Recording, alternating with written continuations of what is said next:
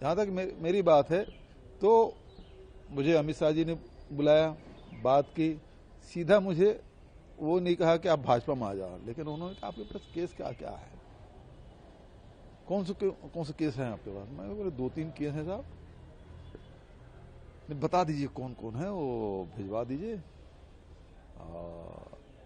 तो मैंने कहा मेरे लिए बड़ा सुखद आश्चर्य है कि हम तो विपक्ष में हैं, हमारा धर्म है, विपक्षी धर्म ये कहता है कि मैं जो सत्ता में बैठे उसकी आलोचना करूं, और उसके बाद भी आप मेरी मदद करना चाहते हैं साहब, तो ये मेरे लिए तो बहुत अच्छी बात है, सुखद आश्चर्य हो रहा है।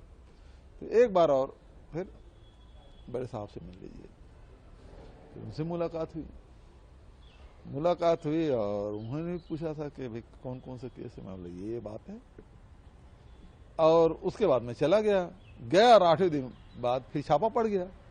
मैं बोला साहब आप तो बोले तो मदद करूंगा, बोले छापा पड़ गया। बोले मैं देखता हूं, लेकिन उसके बाद फिर छापा पड़ा। तो फिर उसके बाद मैंने कहा कि ये कहना कुछ और चाहते थे, है ना, लेकिन वो कह नहीं पाए भले, लेकिन इशारा उनका वही था। भारतीय जनता पार्टी में जाने का सवाल ही नहीं उठता, है ना। तो ये काम उन्होंने किया, वो षड्यंत्र करते हैं, बदनाम करते हैं।